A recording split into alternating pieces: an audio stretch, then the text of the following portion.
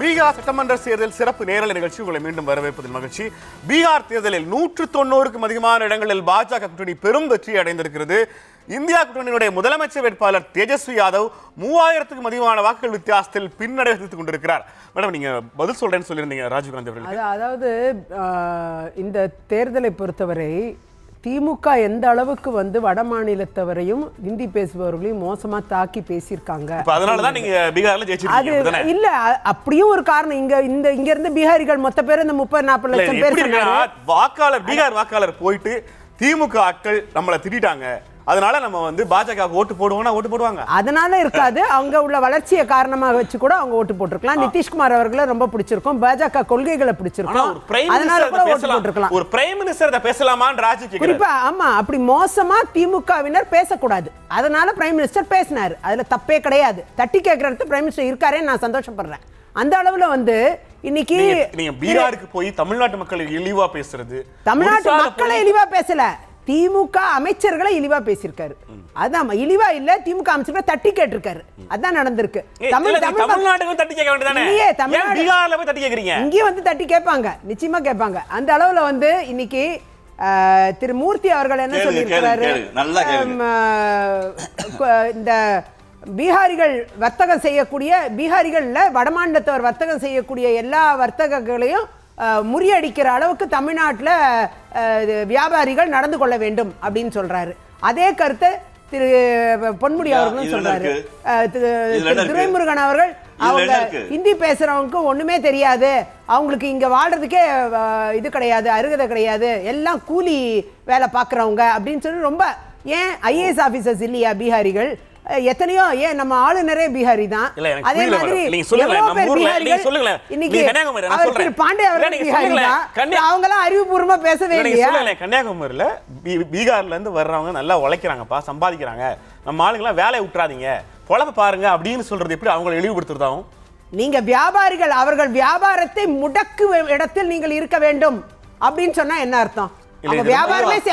வடமாநில வியாபாரிகளை முடக்கணும்னு சொன்னா அது ஒரு ராசிஸ்ட் கமெண்ட். அது யார் சொன்னது? அதுதான் திரு மூர்த்தி அவர்கள், திரு KKS அவர்கள், திரு பொன்முடி அவர்கள், இவங்க தொடர்ந்து ராஜீவ்காந்தி இருக்காங்க. ராஜீவ்காந்தி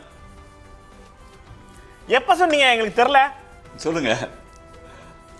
எப்ப சொன்னீங்க? நாங்க ஆனா ஒண்ணு சொல்றோம், இது எனக்கு நாங்க ஒண்ணு சொல்றோம், இந்திக்கு தமிழ்நாட்டில் ஆதிக்கம் கூடாது, எங்க மேல இந்திய திணிக்காதீங்கன்னு சொல்றோம். ஆண்டாண்டு கிழமை கலாச்சாரத்தின் மீது சட்டத்தை வச்சு நீங்க தடுக்காதீங்கன்னு சொல்றோம். வடவர் எதிர்ப்புங்கிறது அது அவங்க இந்திய அரசியல் திட்டங்கிறது ஆண்டாண்டு கிழமை பண்பாட்டிலேயோ எங்க பொருளியலையோ கை வச்சா மக்கள்கிட்ட பிரச்சாரம் தான் செஞ்சோம். ஆனா ஒரு வடவரை நாங்க அடிக்கல. நீங்க எல்லா விஸ்வ இந்து பரிசுத்த அமைப்பு மட்டும் இருக்கு. நீங்க கன்னியாகுமரி இருக்கீங்க, அக்கா தெரியும் நினைக்கிறேன். அக்கா கேக்குறக்கா, அக்கா விஸ்வ இந்து பரிசுத்த அமைப்பு இருக்கு உங்க ஊர்ல, அது ஊரா போய் இந்துக்களை இந்து கடையில் மட்டும் பொருள் வாங்குன்னு பிரச்சாரம் பண்றான். இதை விடையா நீங்க ஒரு வன்மத்தை கக்க முடியும்? ஒரு வியாபாரிகள் மாநாட்டில் போய் அமைச்சர் நீங்க போட்டியா யாரு எந்த இடத்துல நடந்துச்சுன்னு சொல்லுங்க. போட்டியா தொழிற்சேரி சொல்றேன், உங்க எந்தெந்த அமைச்சர் என்ன பேசினாங்க கன்னியாகுமரியில களியக்காவலையில நான் ஸ்கிரிப்பிங்க கூட கன்னியாகுமரி களியக்காவலையிலக்கா.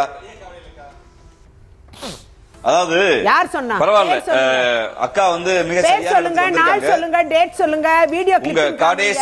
காடேஸ்வர் திருப்பூர் காடேஸ்வர் வீடியோ காமிங்க. அப்படியே நீங்க மட்டும் சிசிடிவி ஃபுட்டேஜ் கேக்குறீங்க, நாங்க கேட்க கூடாதா?